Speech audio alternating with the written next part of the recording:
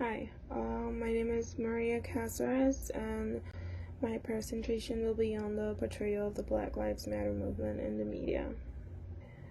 So, what led me to focus my research on this was ultimately, like, as a political science movement, a political science major, we've always studied these movements across nations and these patterns, and not just like human rights movements but political movements, and as it relates to not just like human rights violations but racial issues, which are human rights violations, especially in the United States. And so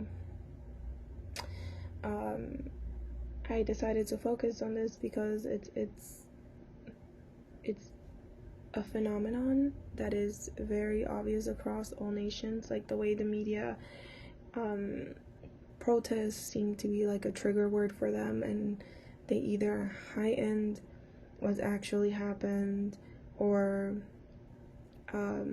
shift the culpability of who's incited the violence, or ultimately they're just worried about the way they're being perceived by the public. They're worried about backlash. They're worried about sponsors who pay for things in these news channels, and they're worried about appealing to the public. They want to have newsworthy content, and so news coverage is essential for the viability of protest. But research has shown that some negative portrayal of human rights movements and protests that seem to challenge the status quo. My study seeks to question the validity of the claims that the media has negatively portrayed the Black Lives Matter activities within digital newspaper reporting. My research uses content analysis of reporting from several newspapers in the United States, and ultimately it will study the sourcing and the framing of articles relating to the Black Lives Matter movement and protests.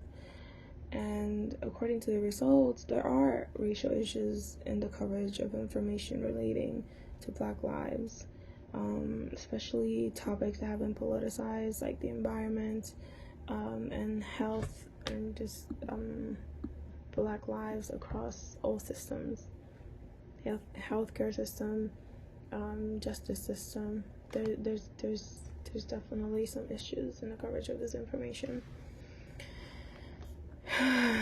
So just a little background on the Black Lives Matter movement. It started in 2013, but ultimately the issues that are trying to be addressed in this movement didn't start in 2013. A lot of Black men, women, and trans people have died at the hands of police brutality, and we already know that we have a justice system that ultimately targets Black people. So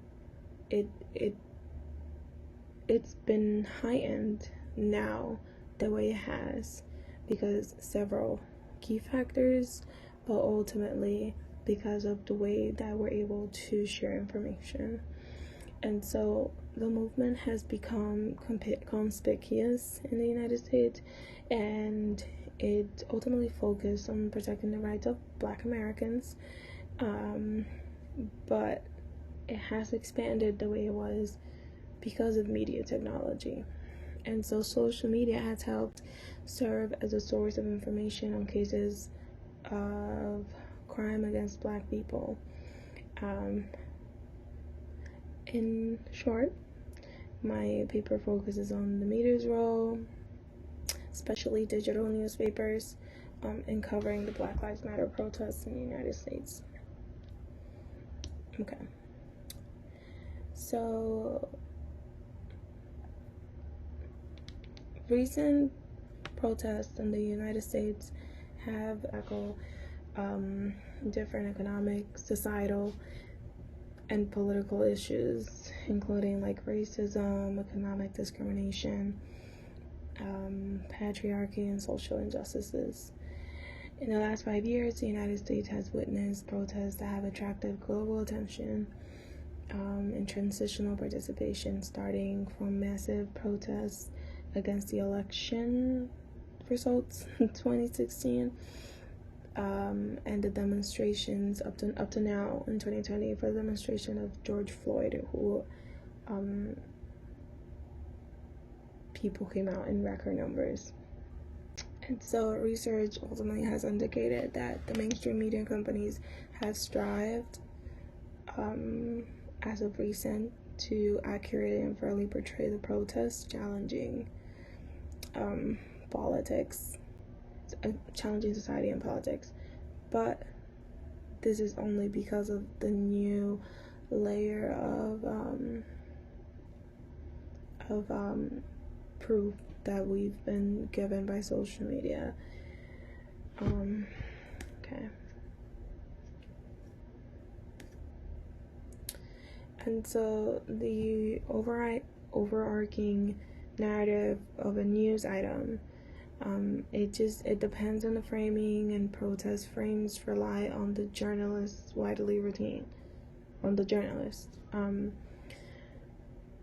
the four main protest frames include debates, riots, confrontation, and spectacle. Riots are behaviors that seem disruptive. Confrontation protests indicates conflicts with the police and other authorities, while spectacles frames promote to some actions. And so the debate frame encourages protest agenda discussion. The interpretation and engagement of the audience rely on the media framing. And unfortunately, media framing has never worked to the advantage of the Black Lives Matter movement, as the framing has depicted the movement as violent and disruptive.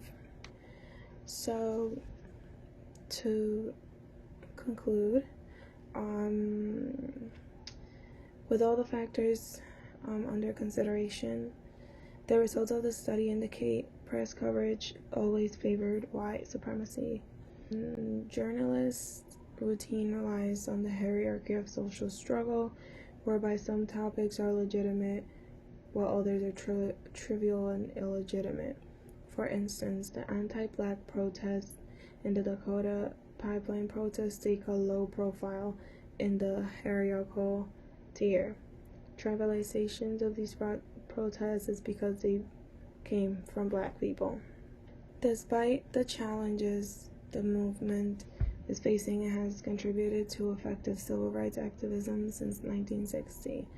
The movement influence managed to force the Republican government to take legal action against the police officer who killed George Floyd in broad daylight. And although the mainstream media wanted to frame the coverage, the whole story was out on social media, sparking reactions and the protests.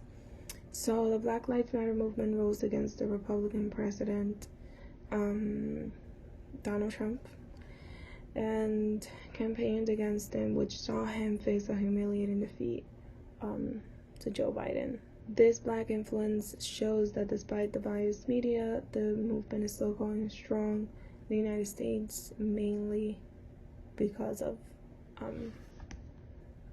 social media.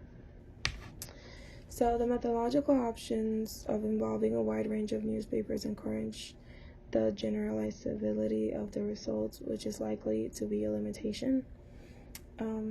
Additionally, this research took place during 4 years where we had a Republican government, and that also affected the coverage patterns. And so broadening the scope might allow more various technological platforms, if possible, through additional work. These research findings reveal that protest covering relies on journalistic tradition but not location. Journalistic reporting in the United States of America adheres to the protest paradigm. The social struggle hierarchy reflects a deeper power structure, enforcement, and social forces that affect the practices and behaviors of the newsroom, which is ultimately contributed to human subjugation. And the research findings indicate a troubling pattern whereby the press is not ready to cover social movements with their issues. And so, in conclusion, final conclusion, the United States press has failed in its responsibility to study the long-term and short-term historical context surrounding structural inequalities and racial oppression in the country. There is a need to analyze the underlying issues with the historical context in mind.